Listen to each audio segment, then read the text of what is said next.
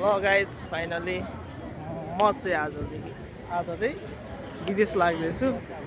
आज चाहिँ मेरो फ्लाइट अनि मेरो फ्लाइट चाहिँ 7:40 को छ र अब म छिर्न आँटेको।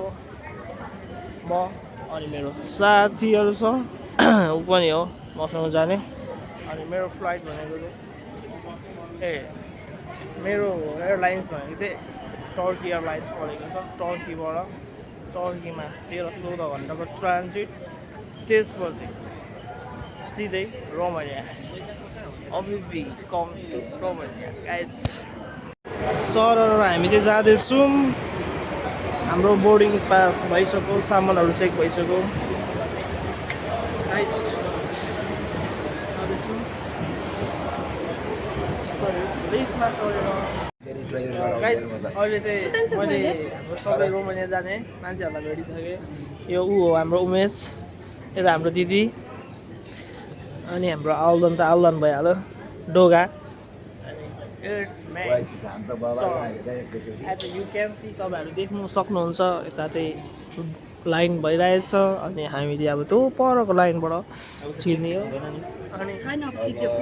अनि थाहा छ फर्स्ट टाइम मेरो प्लेनमा सवारी हो। प्लेन चाहिँ हामी यहाँबाट छिरेर ट्याक्क जाने हो टर्की एयरलाइन्स। टर्कीमा चाहिँ रोमानिया।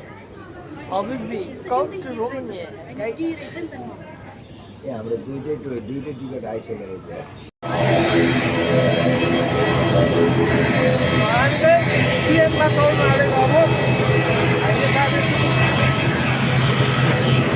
हाम्रो प्लेन यही हो।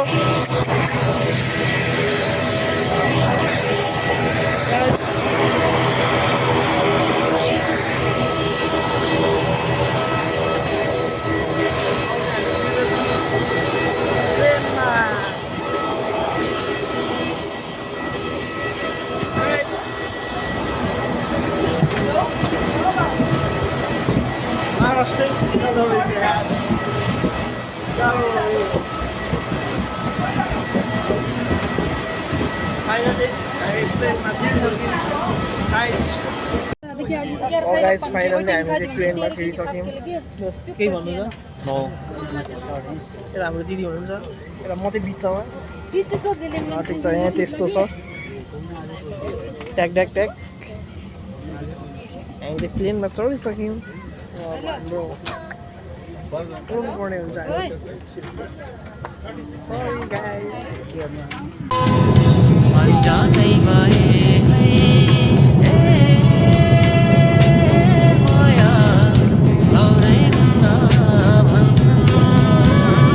अब म चाहिँ खान जाँदैछु चेरी जुस अनि है यदि नेपालको गुन्द्रुक जस्तो बाहिर आउन। अनि यो चाहिँ होइन दामी लाग्यो मलाई यो चाहिँ होइन। अरू चाहिँ ट्राई गर्नु बाँकी छ। I will try.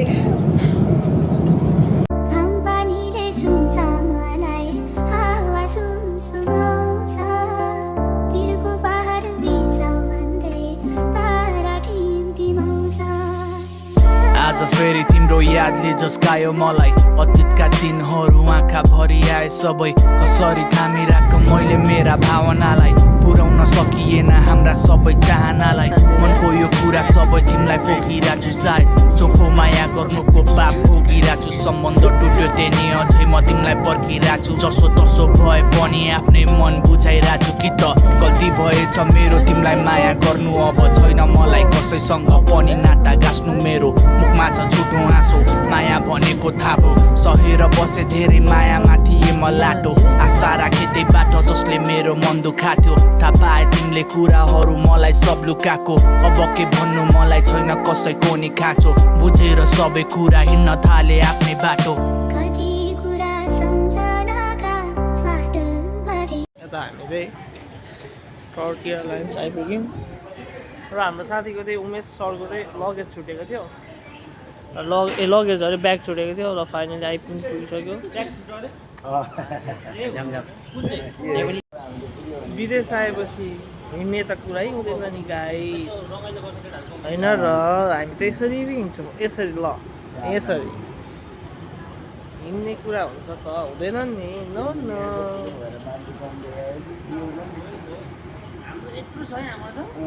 केटाहरूको छुट्टै गफ भइरहेछ